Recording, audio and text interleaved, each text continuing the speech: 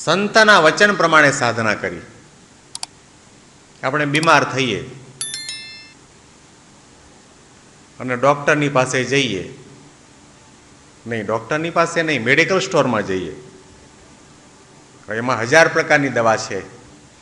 કોઈ પણ એક દવા લઈને આપણે ખાઈએ, રોગ દૂર થાય ને? રોગ તો દૂર ન થાય, આપણે દૂર થઈએ દેહમાંથી. આ દેહનો રોગ મટાડવા માટે ડૉક્ટરની જરૂર છે ને ડૉક્ટરના કહેવા પ્રમાણે દવા લેવામાં આવે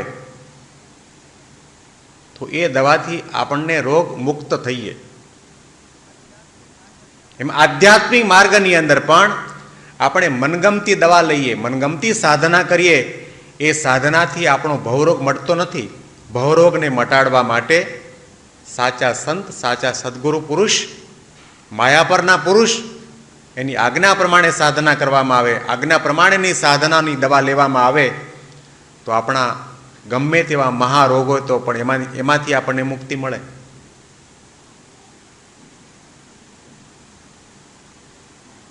આધ્યાત્મિક માર્ગની અંદર સંતની, ગુરુની અતિશય અનિવાર્યતા છે. પ્રસંગે પ્રસંગે આપણને ભાગવત આ નિર્દેશ કરે છે કે મુક્તિ જોઈતી હોય, આત્યંતિક કલ્યાણ જોઈતું હોય, ભગવાનનો સાક્ષાત્કાર કરવો હોય, માયાની અંદરથી મુક્ત થવું હોય, ભવસાગર તરવું હોય તો સાચા સંતની શરણાગતિ સ્વીકારો. સાચે સંત મિલે કમી કાહુ રહી, સાચી શીખ હવે રામ કી રીત કુજી, પરા પાર સોઈ પર બ્રહ્મ હે તામે ઠેરાવે જીવ કી ચિત્ત કુજી. દ્રઢ સાધકે આસન ધ્યાન ધરે, કરે જ્ઞાન કથા હરિ ગુણ કુજી, બ્રહ્માનંદ કહે દાતા રામ હું કે, પ્રભુ સાથ બઢાવત પ્રીત કુજી. જ્યારે સાચા સંત મળે ત્યારે આપણને ભગવાનનું ભજન કઈ રીતે કરવું એ શીખવાડે છે. આપણને ખબર જ નથી ભગવાનનું નામ કઈ રીતે લેવું, માળા કઈ રીતે કરવી, દંડવત પ્રણામ કઈ રીતે કરવા, સેવા સમાગમ કઈ રીતે કરવા, ખબર જ નથી. કોઈ એમ કહેતું હોય કે મને ભગવાનનું નામ લેતા આવડે છે, નથી આવડતું. સ્વામિનારાયણ સ્વામિનારાયણ સ્વામિનારાયણ બોલીએ એ માત્ર જીભ બોલે છે, પણ સ્વામિનારાયણ શું છે, સ્વામિનારાયણ તત્વ કયું છે, રામ તત્વ કયું છે, કૃષ્ણ તત્વ કયું છે, શિવ તત્વ કયું છે, એનો જેમ છે તેમ મહિમા આપણને કોણ સમજાવે? સાચા સંત સમજાવે છે. સાચે સંત મિલે કમી કાહુ રહી, સાચી શીખ હવે રામ કી રીત પૂજી, પરા પાર સોઈ પર બ્રહ્મ હે તામે ઠેરાવે જીવ કે ચિત્ત કુજી.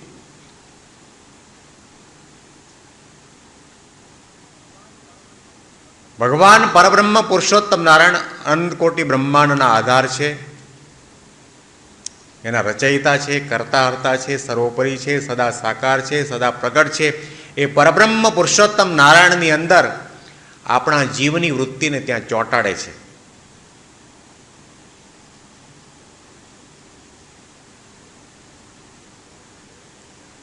આપણા હૃદયની અંદર, આપણા હૃદય સિંહાસનની અંદર ભગવાનની મૂર્તિ બિરાજમાન કોણ કરે? સંત. હૈયાની અંદર કેટલો કેટલો કચરો ભર્યો છે, કેટલી કેટલી વાસના અને આસક્તિ કામના પડ્યા છે. દુનિયામાં એવો કોઈ સાબુ નથી કે એ સાબુથી નાહીએ એટલે આપણું હૃદય પવિત્ર બની જાય.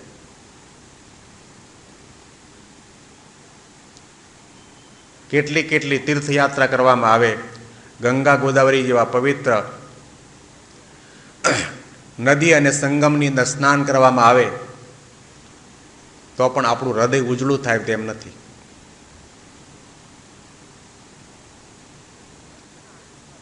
એ સંતના આશીર્વાદથી, સંતની કૃપાથી, ગુરુની કૃપાથી આપણું હૃદય પવિત્ર થાય છે. અને જ્યાં સુધી આપણું હૃદય પવિત્ર ન થાય, હૃદય શુદ્ધ ન થાય, આપણી વાણી શુદ્ધ ન થાય, આપણા નેત્ર શુદ્ધ ન થાય, ત્યાં સુધી આપણને ભગવાનનો આનંદ ના આવે, ભગવાનની પ્રાપ્તિ, ભગવાન આપણી નજરની સામે ઊભા હોય તો પણ એનું દર્શનનું સુખ ના આવે.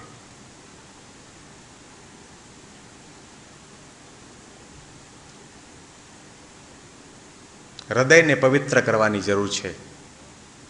હૃદયને નિર્વાસનિક કરવાની જરૂર છે. હૃદયને તમામ કામનાઓથી મુક્ત કરવાની જરૂર છે. સંતો આપણી પાસેથી આ અપેક્ષા રાખે છે. આપણે હંમેશા જઈને કહીએ, સ્વામી આશીર્વાદ આપો, આશીર્વાદ આપો. ભગવાન બુદ્ધ ભિક્ષા માગવા માટે ગામની અંદર પધાર્યા. એક શેઠને ત્યાં તે દિવસે દૂધપાક બનાવેલો, શેઠને ત્યાં સદાવ્રત લેવા માટે ગયા અને તે વખતે શેઠે કહ્યું કે મહાત્માજી, તમારું કમંડળ ધરો, એમાં હું દૂધપાક રેડું છું. ભગવાન બુદ્ધે પોતાના જોડની અંદરથી કમંડળ કાઢ્યું, આગળ ધર્યું અને શેઠે તરત જ કહ્યું કે ગુરુદેવ, આમાં દૂધપાક ન રેડાય. કે શું તકલીફ છે ભાઈ? કે આમાં કેટલો કચરો છે ને કેટલું ગંદુ છે, ઉડકાણું નથી, દુર્ગંધ આવે છે. ત્યાં પાણીની ટાંકી છે ને, નળ આવે છે, પાણી છે, ત્યાં તમે સાફ કરી નાખો, પછી અંદર દૂધપાક રેડું. એ ભગવાન બુદ્ધે ત્યાં જઈને પોતાનું કમંડળ સાફ કર્યું અને પછી કમંડળ આગળ ધર્યું ત્યારે પેલા શેઠે દૂધપાક રેડ્યો. અને દૂધપાક રેડ્યા પછી શેઠે આ બુદ્ધને કહ્યું કે મને હવે તમે આશીર્વાદ આપો.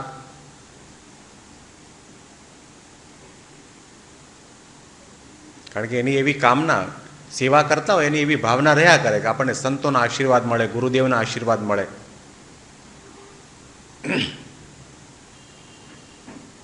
ભગવાન બુદ્ધે કહ્યું મારે ક્યાં રેડવો? કે કેમ? ભગવાન બુદ્ધે કહ્યું કે આ કાદાવાળા કમંડળની અંદર તું તારો દૂધપાક રેડી શકતો નથી, તો તારા હૈયાના કમંડળની અંદર દુનિયાનો કેટલો કેટલો કાદવ અને કચરો પડ્યો છે, એમાં મારો આશીર્વાદનો દૂધપાક કઈ રીતે રેડું? એમાં કામના છે, આસક્તિ છે, વાસના છે, તૃષ્ણા છે, મોહ છે, મારું તારું ને વેરઝેર ભર્યા છે, એને પેલા સાફ કર.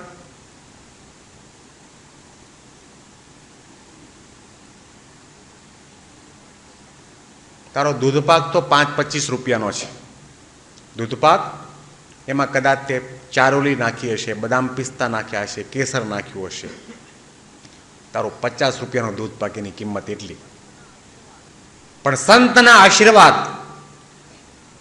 દુનિયાની તમામ સંપત્તિ આપી દેવામાં આવે તો પણ એ આશીર્વાદની કિંમત આંકી શકાય નહીં. આટલી મહામોલી આશીર્વાદ જેવી વસ્તુ તારા હૈયાના કમંડળમાં રેડવી કઈ રીતે? હૈયાને પવિત્ર કરવાની જરૂર છે. અને આપણું હૃદય ક્યારે પવિત્ર બને? કે જ્યારે સંતની કૃપા દ્રષ્ટિ થાય, સંતનો સમાગમ થાય, સંતનું જ્ઞાન આપણને વરે, ત્યાર પછી આપણું હૃદય પવિત્ર બને.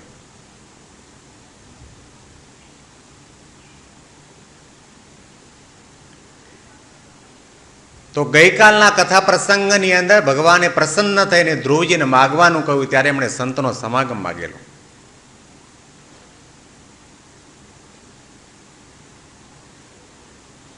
કે સંતનો સમાગમ આપો, કે જેનું અંતઃકરણ પવિત્ર હોય. સંત કેવા? જેનું અંતઃકરણ પવિત્ર હોય તેવા.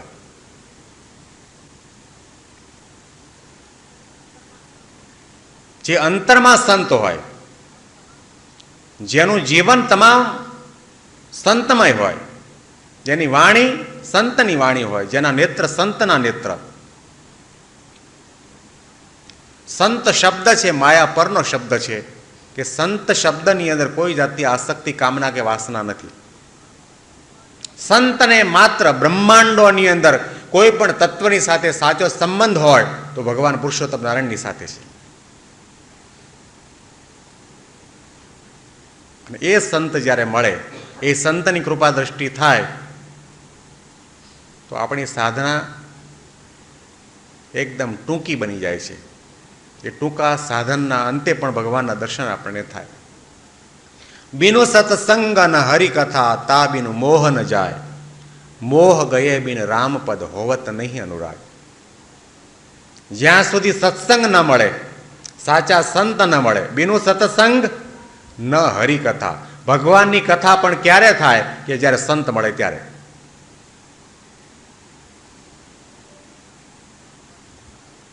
શ્રીમદ ભાગવતની અંદર 9 પ્રકારની ભક્તિ બતાવી.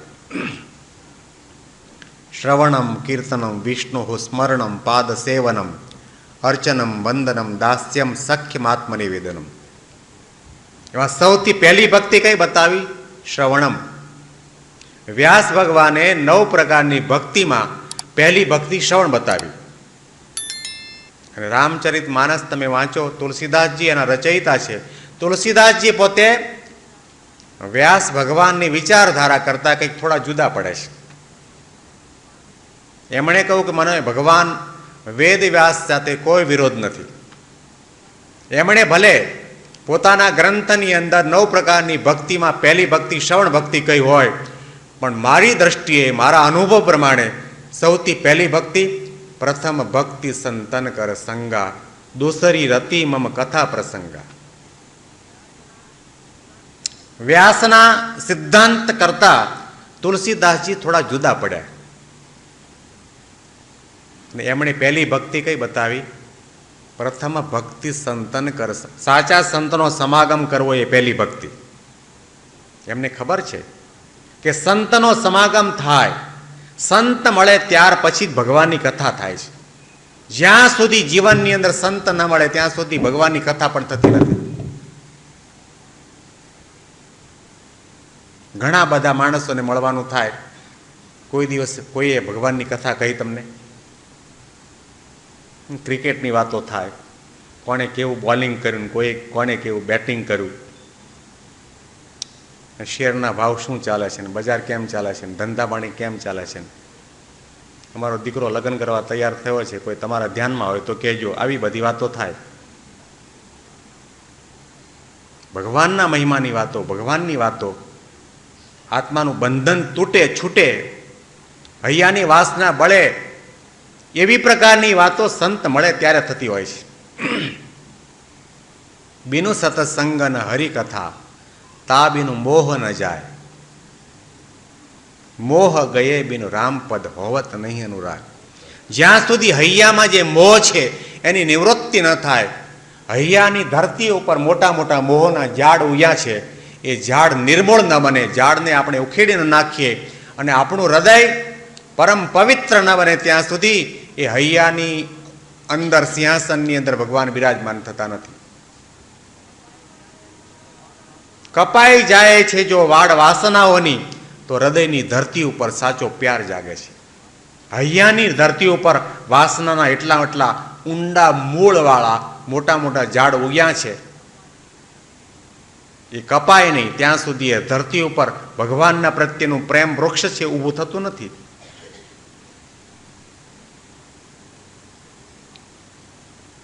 હું ને મારું, આ મહામાયા છે. હું ને મારું એ મહામોહ છે. એ મોહને દૂર કરવાની જરૂર છે. એ મોહ દૂર કોણ કરશે? સાચા સંત.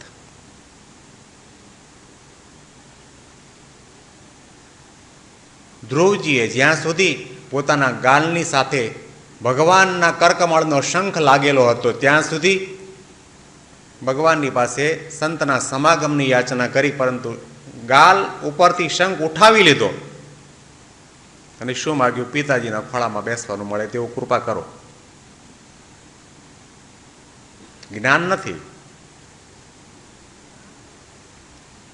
જ્ઞાન ન હોય, સંતનો સમાગમ ન હોય તો ભગવાનની પાસે શું માગવું અને શું ન માગવું જોઈએ એનો પણ ખ્યાલ ન રહે. ગુણાતીતાનંદ સ્વામીએ કહ્યું કે ધ્રુવજીને માગતા ન આવડ્યું. ભગવાન જેવા ભગવાન સાક્ષાત દર્શન દેવા માટે પધાર્યા. નાની ઉંમર હતી, જ્ઞાન હતું નહીં, વિવેક હતો નહીં. માગીને શું માગ્યું? પિતાજીના ખોળામાં બેસવાનું મળે તેવું આપો. માગતા ના આવડ્યું.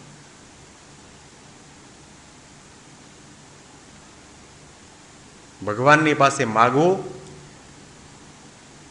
એ પણ એક બુદ્ધિનું કામ છે, જ્ઞાનનું કામ છે.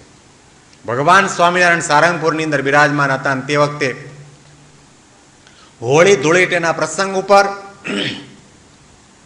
સંતો અને હરિભક્તોની સાથે ખૂબ રંગે રમ્યા. એટલો બધો ગુલાલ ઉડાડ્યો, આખું એ નભમંડળ, આખું એ આકાશ લાલ લાલ ગુલાલ ગુલાલથી ભરાઈ ગયું. મહારાજ બહુ જ રાજી થયા. તમામ સંતોને, હરિભક્તોને બધાને કહું કે તમારે હવે જે જોઈએ તે માગી લો. ત્યારે રાજ કહે રાજી છઈએ, જે જે માગો તે અમે દઈએ. ભગવાન રાજી થયા. બહુ ઓછા પ્રસંગ બને હો આવા, કે સામેથી ભગવાન આપણને એમ કહે કે તમે માગો. આપણે આપણા જીવનનો ભૂતકાળ તપાસીએ, અત્યાર સુધીનો ઇતિહાસ તપાસીએ આપણા માટે અંગત રીતે. કોઈ દિવસ સ્વામી આપણને એમ કહ્યું તમારે જે જોઈએ તે માગી લો? નથી કહ્યું. આપણી એવી કોઈ સાધના ખરી કે સ્વામી પોતે એમ કહે કે તમે માગો? ભગવાન કેટલા દયાળુ છે, કેટલા કૃપાળુ છે, કૃપા સાગર છે. સામે ચાલીને સંતો હરિભક્તોને આજ્ઞા કરે છે તમે માગો, જે જોઈએ તે માગી લો. અને તે વખતે ગુજરાત અને કાઠિયાવાડનું મહિલા મંડળ ત્યાં હાજર હતું. સૌરાષ્ટ્રનું કાઠિયાવાડી બાઈઓ પણ હતી અને ઉત્તર ગુજરાતની બાઈઓ પણ હતી. કાઠિયાવાડી બાઈઓને કહ્યું તમે પહેલાં માગો, કારણ કે તમારી ધરતી ઉપર અમે આ ઉત્સવ ઉજવ્યો એટલે તમારે માગવાનો પહેલો અધિકાર છે. હવે બાઈઓ એ વખતે તો નિરક્ષર જમાનો હતો, એ ભણી ગણી નહોતી, એવું કંઈક તત્વજ્ઞાનના માર્ગની અંદર ઊંડી ઉતરી નહોતી. એમણે કહ્યું મહારાજ અમે આજુબાજુના ગામડામાંથી દૂર દૂરથી આવ્યા છીએ, આવવા જવાનો ઘણો ખર્ચો થયો છે, તો 5-25 રૂપિયા આપો. મહારાજે કહ્યું તો પેલા હરજી ઠક્કરને કહું કે એમને આપી દો. આપ્યા. પછી ઉત્તર ગુજરાતની જે બાઈઓ હતી બહુ બુદ્ધિશાળી, કોઈ સંતોની કથા વાર્તા સાંભળી હશે, પારણ પ્રવચનો સાંભળ્યા હશે, અથવા તો પછી પૂર્વજન્મની અંદર અનંત અનંત સાધના કરી હશે, સેવા ભક્તિનો મહિમા એમને સમજાણો હશે. એમણે મહારાજની પાસે શું માગ્યું? મહાબળવંત માયા તમારી, જેણે આવરિયા નર નારી, એવું વરદાન દીજીએ આપે, એ હમાયા અમને ન વ્યાપે.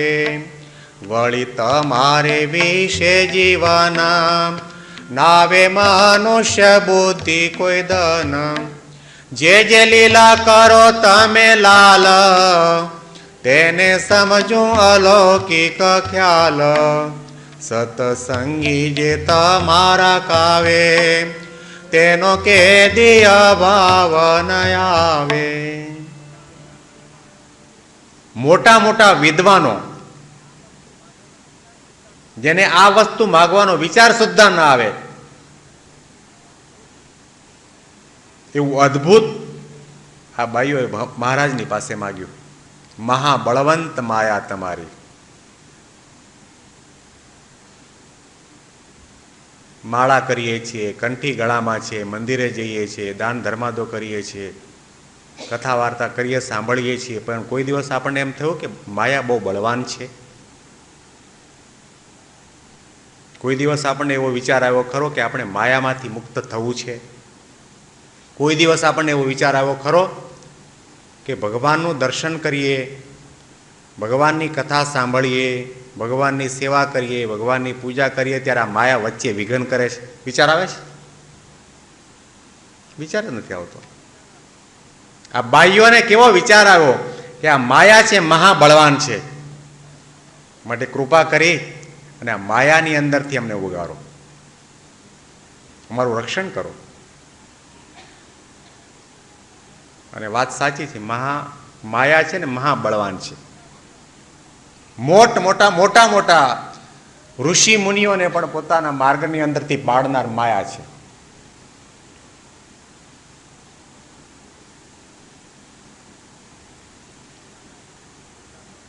શ્રીજી મહારાજે ગરડા પ્રથમનું પહેલું વચનામૃત,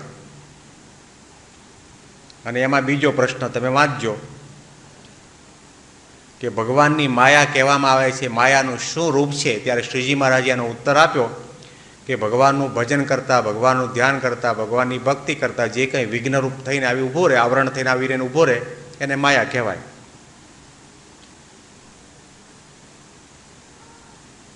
મહારાજે કેટલી સુંદર અને સચોટ વ્યાખ્યા માયાની કરી.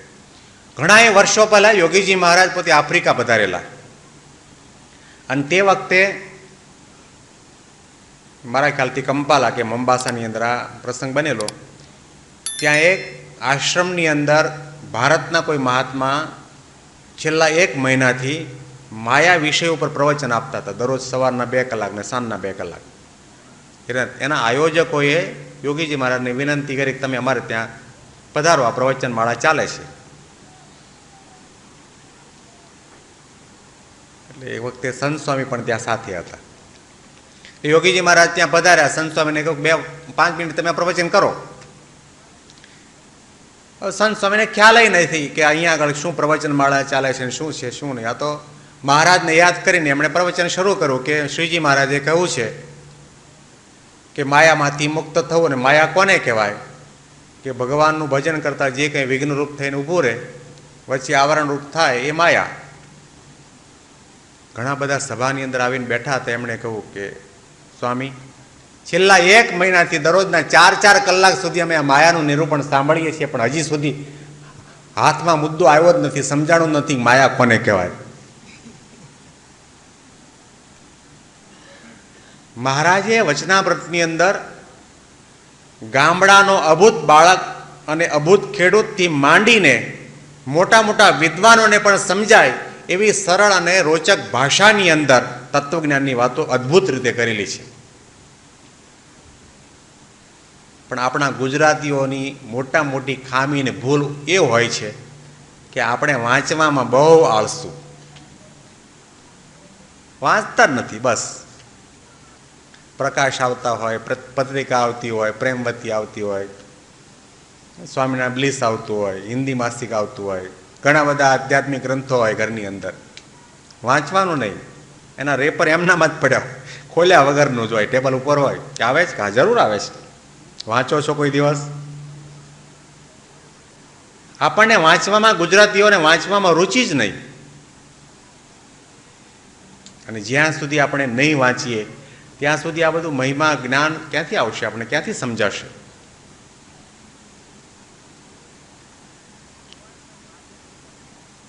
ભગવાનના માર્ગની અંદર વિઘ્ન કરે તે માયા. ઘણા લોકો એમ કહે ને કે સ્ત્રી માયા છે, પૈસો માયા છે, બંગલો માયા, મોટર ગાડી માયા. મહારાજે એમ ન કહ્યું. મહારાજે બહુ સ્પષ્ટ વ્યાખ્યા કરી. ભગવાનના માટે જે કંઈ કામમાં આવે તે માયાને નિર્ગુણ છે, અને ભગવાનના માર્ગની અંદર જે વિઘ્નરૂપ થાય, આવરણરૂપ થાય, વિરોધરૂપ થાય, એ માયા. સવારના પૂજા કરવા માટે આપણે બેસીએ, હાથમાં માળા હોય, તિલક ચાંદલો કર્યા પછી ધ્યાનમાં બેસીએ, માળા હાથમાં લઈએ, 11 માળા કરવાનો આપણને નિયમ હોય. અને પૂજા પૂરી થયા પછી ઉકાળા નાસ્તો ચા પાણી કરીને આપણે ઓફિસે જવાનું હોય. માળા ફરતી હોય, સ્વામિનારાયણ નામ રટણ થતું હોય, અને તે વખતે ધર્મપત્ની આવીને ચાનો કટોરો, બાદશાહી ચાનો કટોરો આપણી બાજુ સામે મૂકે ટેબલ ઉપર, અને કપની અંદરથી વરાળ નીકળે, આમ જરા આમ કરતી વરાળ નીકળે. અને તે વખતે માળાની સ્પીડ વધી જાય તો સમજો ચા માયા.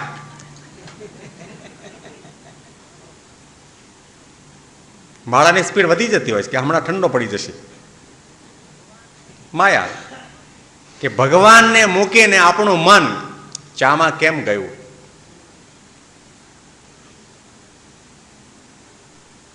માયા. શ્રીજી મહારાજના સમયની અંદર મુક્તાનંદ સ્વામી એટલે મહારાજ કરતા 21 કે 22 વર્ષ ઉંમરમાં મોટા હતા, સદગુરુ પંક્તિના સંત હતા, અને કેટલાય પ્રશ્નો એમણે વચનામૃતની અંદર મહારાજને પૂછેલા છે આધ્યાત્મિક માર્ગમાં. એ મુક્તાનંદ સ્વામીએ પોતાની તુંબડી રંગી, એટલે રંગીને પછી તડકાની અંદર સૂકવવા માટે મૂકી, અને પોતે ધ્યાનમાં બેઠા. અને બરાબર એ જ સમયે શ્રીજી મહારાજ ત્યાંથી પસાર થયા. આ બાજુ મુક્તાનંદ સ્વામી, હાથમાં માળા છે, આંખો બંધ છે, થોડી થોડી વારે આંખો ખુલે અને એમની નજર ક્યાં જાય? તુંબડી તરફ જાય. એમને મનમાં ડર એ લાગતો હતો કદાચ કૂતરું બલાડું આવે ને કાગડો આવે ને વળી બોટી જાય ને એઠું કરી જાય ને તૂટી જાય ને, એટલે થોડી થોડી વારે આંખો ખોલે, જોવે, વળી પાછા આંખો બંધ કરી દે. મહારાજે આ દ્રશ્ય જોવે ને મુક્તાનંદ સ્વામી પાસે આવીને પ્રશ્ન કર્યો, મુક્તાનંદ સ્વામી તમે શું કરો છો? ધ્યાન કરું છું. મહારાજે બીજો પ્રશ્ન કર્યો કે ધ્યાન છે તમારું અત્યારે, એને સગુણ કહેવાય કે નિર્ગુણ કહેવાય? મુક્તાનંદ સ્વામી કહ્યું, મહારાજ ધ્યાન તો નિર્ગુણ જ કહેવાય ને, કારણ કે અમે ધ્યાન કે પદાર્થનું ધ્યાન કે દુનિયાનું ધ્યાન કરતા નથી, સંસારનો ત્યાગ કરીને બેઠા છીએ, ધનસ્ત્રીના ત્યાગી છીએ, તમારું ધ્યાન કરીએ છીએ. મહારાજે કહ્યું, તમારું ધ્યાન અત્યારે નિર્ગુણ નથી, સગુણ છે. કે કેમ મહારાજ આવું બોલો છો? કે તમે ભગવાનનું ધ્યાન કરો છો, તુંબડાનું ધ્યાન ધરો છો? મહારાજે એ જ સમયે જેટલા બધા સંતો પરમાંસો હતા એ બધાના તુંબડા મંગાવ્યા અને બધાના તુંબડાના કાંઠા તોડી નાખ્યા. રજુગુણી તુંબડું હોય તો તમને એ તુંબડું યાદ આવે ને. ભગવાનની અંદર વૃત્તિ રહે. એટલા માટે સ્વામી પણ ઘણી વખત કે મંદિરમાં આપણે જઈએ ને, સાદા કપડાં પહેરીને જવું. સાદા કપડાં પહેર્યા હોય તો દંડવત કરવામાં આપણને સંકોચ ન થાય, ને તો એમ થાય કે ઇસ્ત્રી ટાઈટ હોય ને, વાંકા વળતા શરમ આવે અને અનુકૂળતા પણ ન રહે. અને સાદા ચપ્પલ પહેરીને જવું. પારણ પ્રવચનમાં જાઓ ત્યારે પણ ત્યાં અત્યારે તો વ્યવસ્થા હશે, વ્યવસ્થા અત્યારે હશે, બાકી પારણની અંદર તો બનતું જ હોય. આ મારી ઘણી બધી પારણોમાં 3 જોડી ચપ્પલ તો મારા ગયા છે. પ્રવચન કરતા કરતા, દર્શન કરતા કરતા આપણું મન ત્યાં જાય કે ચપ્પલ કોઈ ઉપાડી તો નહીં જાય ને.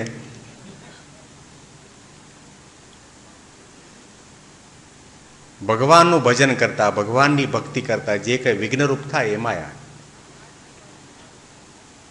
મહારાજની પાસે માગણી કરી કે આ માયા મહાબળવાન છે, કૃપા કરો, એ માયામાંથી મુક્ત કરો. 2 પ્રકારની માયા છે. સવારના વચનાવર્તનું નિરૂપણ કર્યું ત્યારે પણ મેં વાત કરેલી.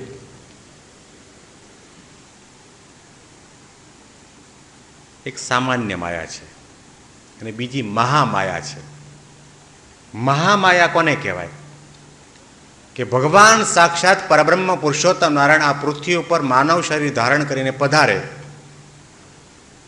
અને એમની ક્રિયામાં, એમના ચરિત્રની અંદર આપણને શંકા કુશંકા થાય, તર્ક વિતર્ક થાય, તે મહામાયા. ગઈકાલે સતીને, પાર્વતીજીને રામના ચરિત્રની અંદર શંકા કુશંકા થઈ કે આ ન હોય પરબ્રહ્મ, કે સામાન્ય માણસ હોય તે પણ પોતાની પત્ની માટે આટલો ગાંડો ન થાય ને આટલું રડે નહીં. પરીક્ષા કરવા માટે સીતાજીનું રૂપ ધારણ કર્યું. મહામાયા ઓળંગી શક્યા નહીં. ભગવાનનું સ્વરૂપ આ પૃથ્વી ઉપર વિચરતું હોય, એને ઓળખવું ને એ મહામાયા ઓળંગવા જેવું કામ છે. એટલા માટે કહો કે તમે જે જે ચરિત્ર કરો એની અંદર અમને હંમેશા માટે દિવ્ય ભાવ રહે. આપની કોઈ પણ પ્રકારની નાની મોટી ક્રિયા છે એ લોકોના કલ્યાણના માટે છે, ભક્તોના મનોરથ પૂર્ણ કરવા માટે છે. તમે માયા પરનું તત્વ છો. તમે તો માયા પરના તત્વ છો, પરંતુ તમારા સંબંધવાળા સંતો હરિભક્તોનો અમને અભાવ અને અવગુણ ન આવે એવી પ્રકારની અદ્ભુત કૃપા મારા ઉપર કરો. આ ભાઈઓને માગતા આવડ્યું. બહુ લાંબી પ્રાર્થના છે. આ પ્રાર્થના ઉપર, મહાબળવંત માયા ઉપર તો બીજું 6 મહિના નિરૂપણ ચાલે એવું છે. અદ્ભુત પ્રાર્થના છે. અદ્ભુત માગ્યું મહારાજની પાસે. તો ભગવાન જ્યારે પ્રસન્ન થાય ત્યારે એમની પાસે સાધન નહીં, સાધ્ય માગવું. મારાથી વ્રત થાય, મારાથી તપ થાય, મારાથી દાન થાય, મારાથી યજ્ઞ થાય, એ નહીં. મૂર્તિ જ માગી લેવી. તમને વાલું હોય તે આપો. તમારી મૂર્તિ વિના મારા નાથ રે, બીજું મને આપશો માં. ભગવાન સિવાય અમને બીજું કંઈ ખપે જ નહીં, જોઈએ જ નહીં. એવી પ્રકારની માગણી કરીએ ત્યારે સમજવું કે માગ્યું કહેવાય.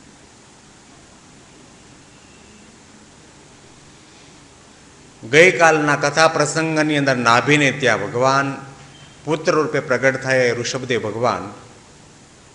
સુખદેવજીએ રાજા પરીક્ષિતને કહ્યું કે સમય જતા ઋષભદેવ ભગવાને ઇન્દ્રની પુત્રી જયંતીની સાથે લગ્ન કર્યા અને એના દ્વારા એમને 100 પુત્ર થયા.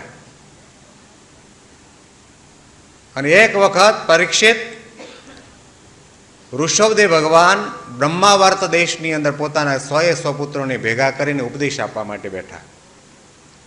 નાયમ દેહો દેહભાજામૃલોકે કષ્ટાન કામાન અર્હતે વિડ્ભુજામે તપો દિવ્યમ પુત્રકાયેન સત્વમ શુદ્ધ્યેત યસ્માત બ્રહ્મ સૌખ્યમ તનંતમ. ભગવાન હોવા છતાં પણ આ લોકની અંદર પધાર્યા ત્યારે પિતાના રૂપની અંદર છે. એ 100 પુત્રોના માટે પિતા છે અને પિતાનો ધર્મ છે, માતાનો ધર્મ છે કે પોતાના બાળકોને ભગવાનના માર્ગે વાળવા, ભગવાનનું જ્ઞાન આપવું. આ મનુષ્ય શરીર શાના માટે આપ્યું છે એનો હેતુ પરિશુદ્ધ રીતે એમને સમજાવવો. નાયમ દેહો દેહ ભાજામ લોકે, કે હે પુત્રો, આ તમને શરીર મનુષ્ય શરીર મળ્યું છે એ વિષય ભોગ ભોગવવા માટે નથી આપ્યું. આ વિષય ભોગ તો કૂતરા ને બલાડા ને ભૂંડડા પણ ભોગવે છે. અને વિષય ભોગ સંસાર સંબંધી ભોગવવામાં આવે તો એ જીવાત્મા માયાના ચક્રાવામાંથી મુક્ત થતો નથી. અનંત જન્મના પુણ્ય ઉદય થાય ત્યાર પછી આપણને આ મનુષ્યનું શરીર મળે છે. શાસ્ત્રોને સંતો આપણને સમજાવે ત્યારે એનો ખ્યાલ આવે, એનો હેતુ ખ્યાલ આવે. બાકી આ બધું લોલ જ જતું હોય છે. યોગીજી મહારાજ બહુ જ સંક્ષિપ્તની અંદર ને સચોટ રીતે અર્જુન અને શ્રી કૃષ્ણ ભગવાનનો પ્રસંગ કહીને મનુષ્ય શરીરની દુર્લભતાની વાત કરતા કે અર્જુન અને કૃષ્ણ મને વનમાંથી પસાર થતા હતા અને તે વખતે અર્જુને ભગવાનને પ્રશ્ન કર્યો કે પ્રભુ, આ મનુષ્યનું શરીર મળે ક્યારે? ત્યારે શ્રી કૃષ્ણ ભગવાને કહ્યું કે 400 ગાવ ઊંડી વાવ હોય. ખાલી ઊંડી નહીં, 400 ગાવ પહોળી, 400 ગાવ લાંબી, 400 ગાવ ઊંડી પાણીથી ભરેલી વાવ હોય, છલોછલ ભરેલી વાવ હોય. અને તમે તમારા માથાનો એક વાળ લો અને એ વાળના 4 ઊભા ભાગ કરો, આડા નહીં, 4 ઊભા ભાગ કરો અને એક ભાગે કરીને વાળે કરીને તમે પાણીની વાવ ઉલેચી લો, ત્યાર પછી તમને મનુષ્યનું શરીર મળે. અર્જુને કહ્યું, પ્રભુ ના જ પાડો ને, મળતો જ નથી એમ. આ શક્ય ખરું? 1000 પાવરવાળી 1000 મોટર બેસાડવામાં આવે ને એમાંથી દોરાવા પાણી ઓછું ન થાય. 400 ગાવ ઊંડી વાવ છે. શ્રી કૃષ્ણ ભગવાને કહ્યું કે મળે તો છે, પણ આટલો વિલંબ, આટલા લાંબા યુગો પછી, આટલા લાંબા વર્ષો પછી આ મનુષ્ય શરીર આપણને મળે છે. અને મનુષ્ય શરીર છે એ મોક્ષનો દરવાજો છે, મોક્ષ મેળવવા માટેનું સાધન છે. એના માટે બીજું દ્રષ્ટાંત આપતા એ આંધળાએ કંઈક નાની મોટી ભૂલ કરી એટલે રાજાએ એના કિલ્લામાં પૂર્યો. 12 ગામનો કિલ્લો હતો. પેલા એ વિનંતી કરી, રાજાએ, સાહેબ હું તો આંધળો છું અને મારાથી ભૂલ થઈ ગઈ, મને માફ કરો ને આમાંથી મને છોડો. રાજાએ કહ્યું કે આની અંદર દરવાજો છે, દરવાજો શોધીને નીકળી જાતો તો મુક્ત. આંધળો હતો છતાં પણ બુદ્ધિશાળી હતો. એણે વિચાર કર્યો કે આ 12 ગાવનો કોટ છે, 12 ગાવનો કિલ્લો છે અને દિવાલ ચારે બાજુ ચણેલી છે. ચાલતા ચાલતો ગયો કે કોઈ વખત દિવાલ તો આવશે ને, મંડો ચાલવા. દિવાલે પહોંચ્યો અને દિવાલ ઉપર હાથ ઘસતો ઘસતો મંડો ચાલવા કે ક્યાંક તો દરવાજો આવશે ને. એ 12 ગાવનો ચક્રાવો લીધો અને જ્યાં દરવાજો આવ્યો ને એમાં એને ખબર નહીં ધાધર થઈ હશે કે શું થયું હશે, ખજવાળ આવી. દિવાલ ઉપરથી હાથ લીધો, મંડો ખજવાળવા, ચાલવાનું ચાલુ, ખજવાળવાનું ચાલુ, દરવાજો જતો રહ્યો. ફરી પાછો 12 ગાવનો ચક્રાવો ઊભો ને ઊભો. એમ આપણને આ 1,84,000 અંદરથી મુક્ત થવા માટે મનુષ્ય શરીરરૂપી દરવાજો છે. આ જીવાત્મા દરેક યોનિની અંદર એક જ વિચાર કરે છે, ક્યારે મનુષ્ય શરીર મળે અને ક્યારે ભગવાનનું ભજન કરવું, આમાંથી મુક્ત થાવ. નિરંતર અખંડ એ જ અનુસંધાનને ચિંતન રહ્યા કરે છે કે મનુષ્ય શરીર મળે અને ભક્તિ કરીને આમાંથી મુક્ત થાવ. 1,84,000 જીવાત્મા ભટકતો ભટકતો દિવાલે હાથ દેતો જ્યાં મનુષ્ય શરીર આવે ને ખજવાળ આવે. શું ખજવાળ આવે? નોકરી, ધંધા, બૈરા, છોકરા, ખેતી, વાડી, લાડી, પાડી બધું આવી જાય. ખજવાળ નવરો જ ના થાય અને મનુષ્ય શરીરનો દરવાજો પૂરો, બીજો ચક્ર ઊભો ને ઊભો. આ શરીર વારે વારે નથી મળતું. બહુજનું ભ્રમણોત્તર લંબિતામ નરતનુમ સમવાપ્ત સુરેપ્સિતામ મતિમતામ ઇદમેવ મતે ફલમ વિષયતો વિરતિશ્ચ હરવ રતિ. ઘણા બધા જન્મના પુણ્ય ઉદય થાય ત્યાર પછી આપણને મનુષ્યનું શરીર મળે છે. માણસનો અવતાર મોંઘો નહીં મળે ફરી. માણસનો અવતાર મોંઘો નહીં મળે ફરી.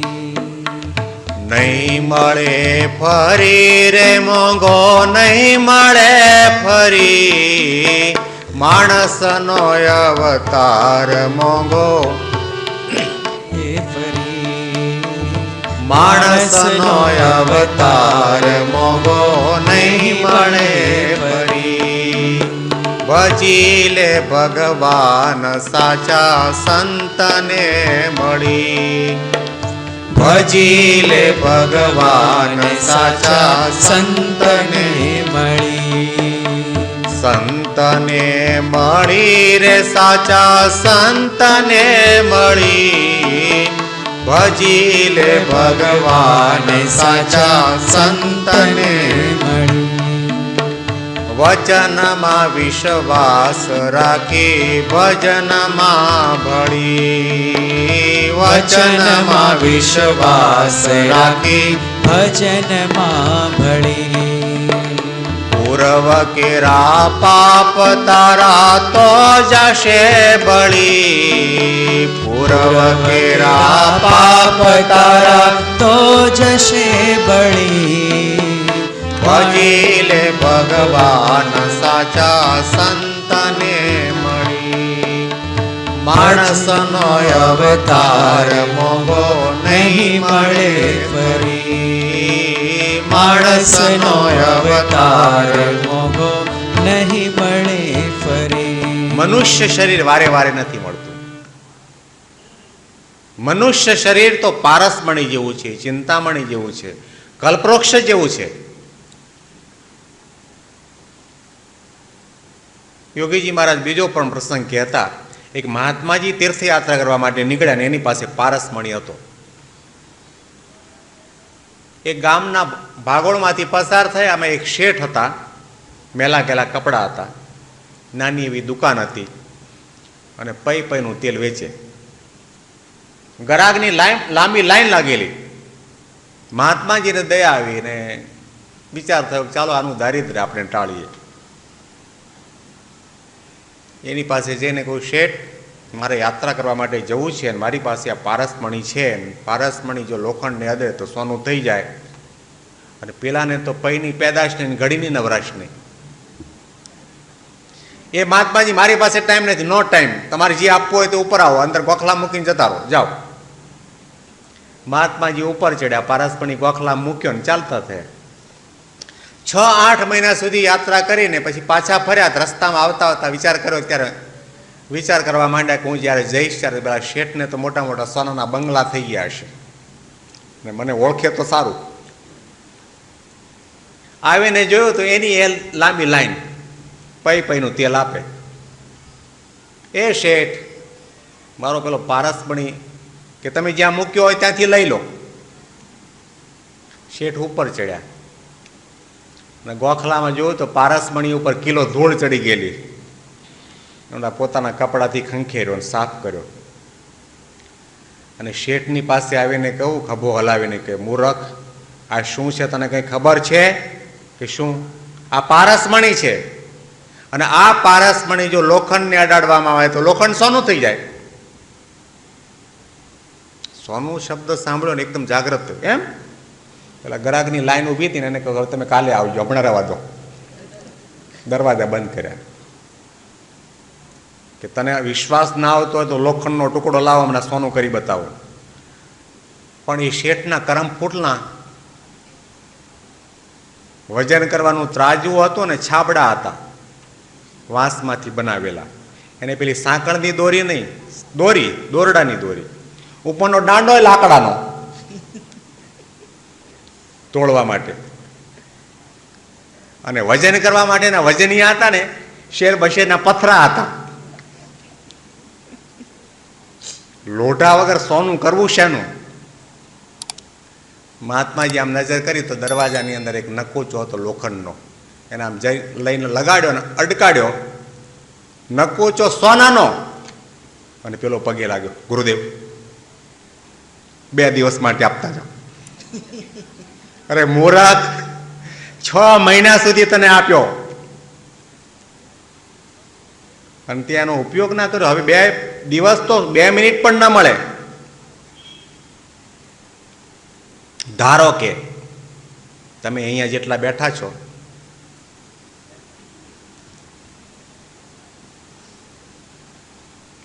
બધા જ 20 કિલોમીટર દૂરથી આવો છો. કેટલા? 20 કિલોમીટર દૂરથી. કારમાં નહીં, સાયકલમાં નહીં, મોટરસાયકલમાં નહીં, ટ્રેનમાં નહીં, ચાલતા ચાલતા. એકાદશીનો દિવસ છે, નિર્જળા ઉપવાસ તમે કર્યો છે. 20 કિલોમીટરનું અંતર કાપીને તમે અહીંયા આવ્યા.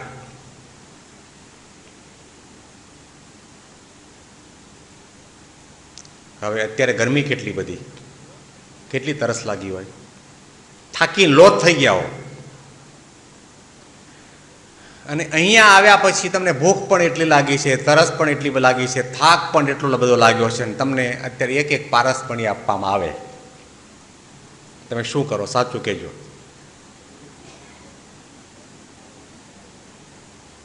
થાક લાગ્યો છે, પંખો ચાલુ કરી 1/2 કલાક આરામ ન કરો. તરસ લાગી છે, પાણી પીવા ન જાઓ. ભૂખ લાગી છે, ભોજન કરવા ન જાઓ. શું કરો? લોખંડ બજારમાં ઉપડો, બીજું કંઈ.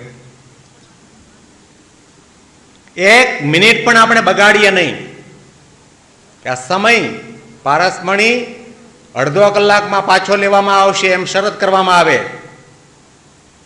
ભગવાને આપણને મનુષ્ય શરીરરૂપી પારસમણી અમુક સમયના માટે આપ્યો છે, માયામાંથી મુક્ત થવા માટે, ભગવાનના ધામના અધિકારી થવા માટે, જન્મ મરણના ચક્રાવાની અંદરથી મુક્ત થવા માટે. માનવ શરીર પારસમણી જેવું છે, પણ આપણને એનો મહિમા જ નથી.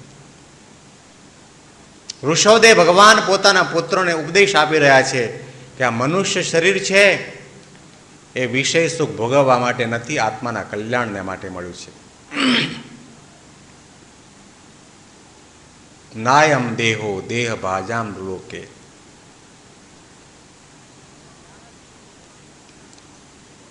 અને ત્યાર પછી ભગવાને પોતાના પુત્રને મનુષ્ય દેહની દુર્લભતા કહ્યા પછી, એનું કર્તવ્ય બતાવ્યા પછી કહ્યું કે કલ્યાણ માટે મહત સેવામ દ્વાર માહુર વિમુક્તે હે તમો દ્વારમ યોષિતામ સંગી સંગમ. કે તમારે કલ્યાણ જોઈતું હોય તો ભગવાનના જે સાચા સંત છે એની સેવા કરો તો તમારું મોક્ષ દ્વારમ અપાવૃતમ, મોક્ષનો દરવાજો તમારો ખુલી જાય. જો આ 3જો પ્રસંગ આવ્યો પાછો ભાગવતની અંદર. પ્રસંગે પ્રસંગે સંતનો મહિમા કલ્યાણ માટે આવે છે. એ 100 પુત્રોના પિતા કોણ? ભગવાન, ઋષભદેવ ભગવાન. એ ભગવાન પોતાના પુત્રોને એમ નથી કહેતા કે હું તમારો બાપ ભગવાન છું, જાઓ તમારું કલ્યાણ, તમે મારી સેવા કરો તો કલ્યાણ થાય, એમ નથી કહેતા. એમણે કહ્યું કે મારી સેવા કરવાની જરૂર નથી, મારા સંતની સેવા કરો. મહત સેવામ દ્વાર માહુર વિમુક્તે હે. કે મોટા સંતની સેવા કરવાથી તમારો મોક્ષ થાય છે. તમામ શાસ્ત્રો સંતો આપણને એક જ ઉપાય અને એક જ રસ્તો બતાવે છે કે ભગવાનના સાચા સંતની સેવા કરવામાં આવે, એની કૃપા દ્રષ્ટિ પ્રાપ્ત કરવામાં આવે, એનો સમાગમ કરવામાં આવે, એના આશીર્વાદ મેળવવામાં આવે તો આપણા આત્માનું કલ્યાણ થાય છે. મહત સેવામ દ્વાર માહુર વિમુક્તે, મોટાની સેવા કરવી. મહત એટલે શું? તો વિદ્વાનો આ મહત શબ્દનો અર્થ એ રીતે કરે છે, મસ્ટ મસ્ટ